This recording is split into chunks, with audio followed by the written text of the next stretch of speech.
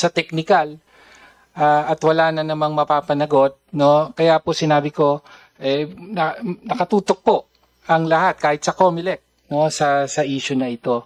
At sana hindi na naman ma-disappoint at madismaya, mawala ng pag-asa ang publiko na, pagka malaking isda ay laging nakakawala. Ganun Yes po. That's our commitment likewise. Thank you, Chair. Mr. Chair. Salamat po. Thank you, Congressman Tinio. I think we have now the last. Deputy Minority Leader Laila De Lima. Thank you, Mr. Chair. I beg your indulgence because I know that my name was called in the second round, but I was out.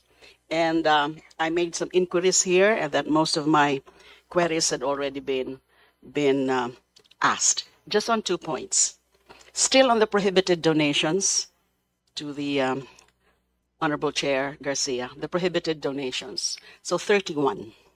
You have identified contractors. Yes po, Madam Chair. Partial po yung 31. Partial. Lawmakers. Technically po, lumalabas po yung 31 national positions po yung naging focus po namin. Lumalabas po kung 31. 31 din po siya na candidates at that time. 31. So it could be a one-to-one Yes po. linkage. That's right, Madam Chair. A lawmaker and a contractor. Yes po, Madam Chair. Okay. I would surmise that an inquiry into the matter by the COMELEC would not be difficult or would not take a lot of time, right? Because it's a matter of looking at the source of the candidates, and you did identify already 31 contractors and lawmakers, and the only thing left now is the verification from the relevant agency, especially the DPWH, on the status of the contractors. Contractors ba talaga sila? And then there is the issue of whether must it be really current project or contract engaged in by that alleged donor falling within the prohibited donation. And then is also about the question of the juridical entity, because Section 95 of the Election Code, subparagraph C, would talk about natural or juridical persons with contracts with government, correct? So are those issues still debatable, or do you have a definitive stand on the matter? Madam Chair, Your Honors, as far as the issue of the contractors, no debate on, there's no more issue as regards to whether natural or juridical is provided for by law. It's very difficult to determine whether a person, natural person, is a government contractor. We do not have the list of natural persons with government contracts. But when it comes to the names of the companies, napakadali po. Kasi nakalagay construction company. So doon pa lang po, na po namin, sinasama na namin sa listahan kaagad yun. And when we are to inquire from the DPWH, we wanted po kasi isang buong list kaagad, hindi po yung pa isa-isa. Halimbawa po, nung una namin nakita, 4. Kung mag-i-inquire kaagad kami, tapos may susunod na naman, gusto po namin tapusin muna yung lahat ng national positions. Mm-hmm. Kasi nga po, ang national positions ng 2022, Madam Chair, ay hindi lang po senators and congressmen. May mas mataas po doon at meron din pong party list. Mm-hmm. And that's why yung po ang gusto namin matapos, yung national positions ng 2022. Yung local po, can come later naman po yun eh. Yun naman po munang national positions. So, matapos lang po kami, we're going to immediately write a letter to the DPWH and confirm and asking for confirmation as to whether the list that we found out from the source of candidates are government contractors at the time of the filing of the candidacies of certain candidates or immediately after the filing of the candidacies of... Okay, thank you. Still on the issue of natural and juridical persons, we know, as a lawyer, we know about the doctrine of piercing the veil of corporate entity. I suppose the COMELEC is taking cognizance of that. Doon Yes. sa issue na yan, pwede rin bang i-apply yan sa isang opisyal ng isang company?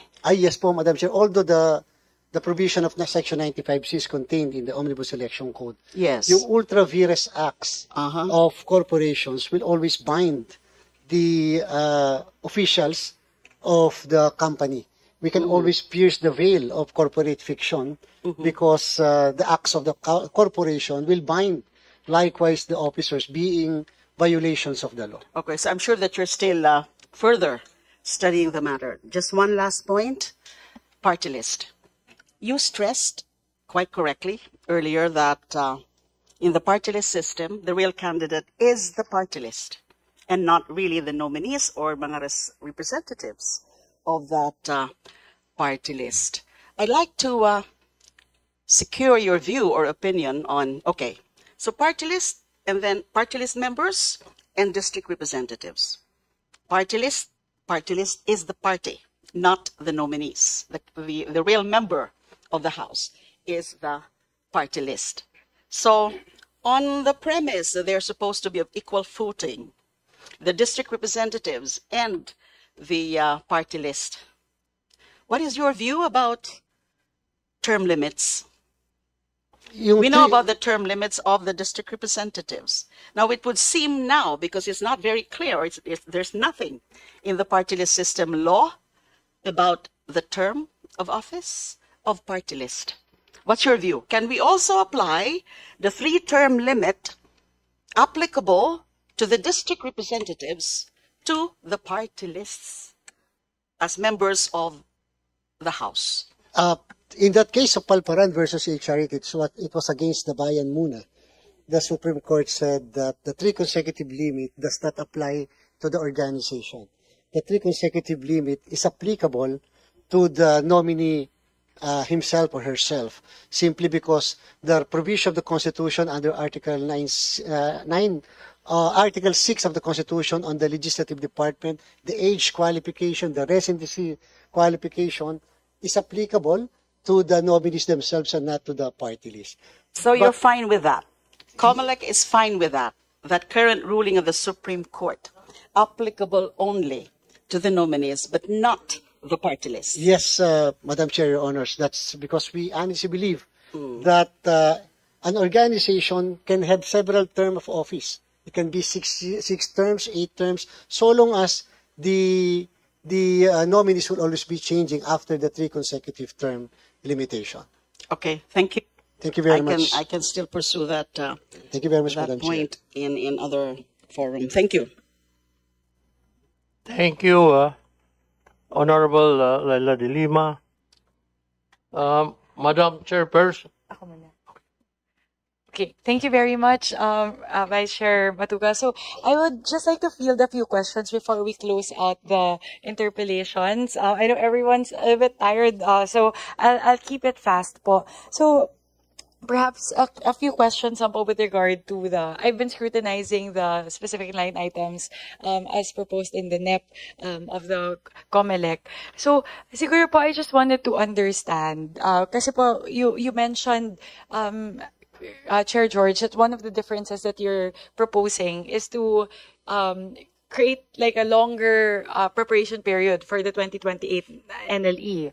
So instead of the 1-year preparatory period, we're expanding that to 2 years. And effectively, what that the implication of that in terms of the budget is that instead of most of the expenses being concentrated on year 2027, magkakaroon po tayo ng mga gastusin for the year 2026 for the lease of automated election system. So and for FY 2026, that amounts to 2.59 billion pesos. So, nakalagay po dito sa presentation na the lease of automated election systems can be broken down into 3. So, election management system, automated counting machines, and canvassing and consolidation system.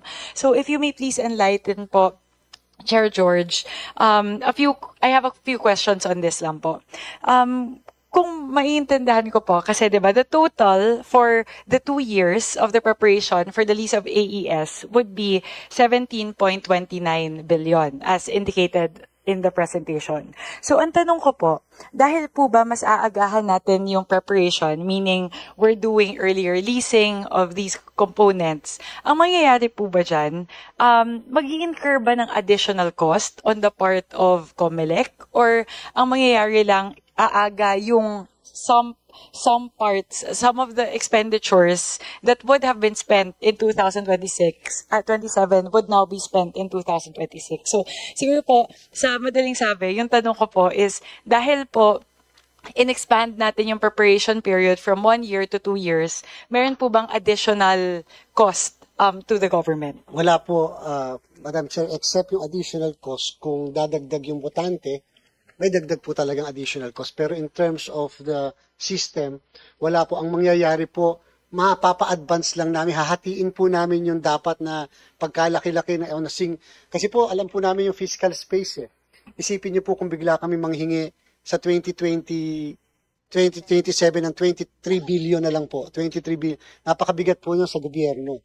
Samantalang kung hinati po natin, yun nga po yung gusto sana na mga hinati namin, may unang isang bulk para sa 2026, tapos yung sumunod na part naman sa 2027. Ang nangyayari po dahil doon sa naging proposal po sa NEP, ang mangyayari po yung 2.59 billion, Madam Chair, Your Honors, dalawa lang po ang items na pwede namin ma-procure doon. Election management system at yung pong pangalawa, yung transmission of the results. Yung pong election management system, Madam Chair, mga ano lang po yun, mga 800 to 900 million.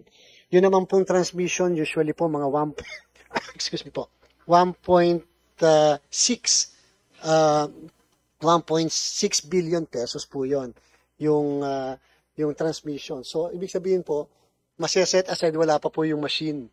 Yun po yung pinaka-importante, yung machine, dahil yun po yung subject sa testing, subject sa customization, subject po sa mock election, pati po yung mga source code review, Madam Chair. So, mukhang dahil po sa nangyari, sa 2027 na po yon yung mga machines.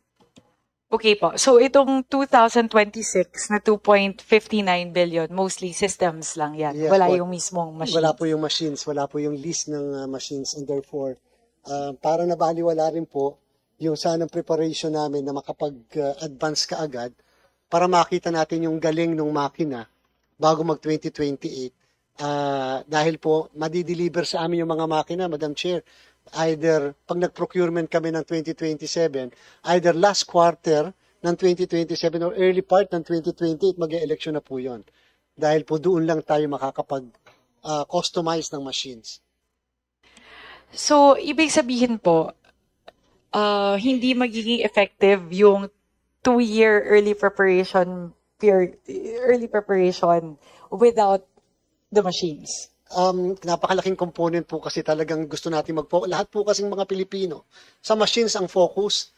Although alam natin is an automated election system, buong sistema po yun eh.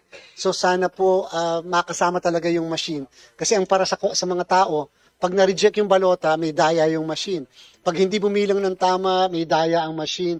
Kapag hindi nakapag-transmit, may daya ang machine. So gusto po talaga namin mag-focus sana sa makina. But because 2.59 lang po na nabigay sa amin, sige po, yun lang po munang transmission at saka yung pong election management system.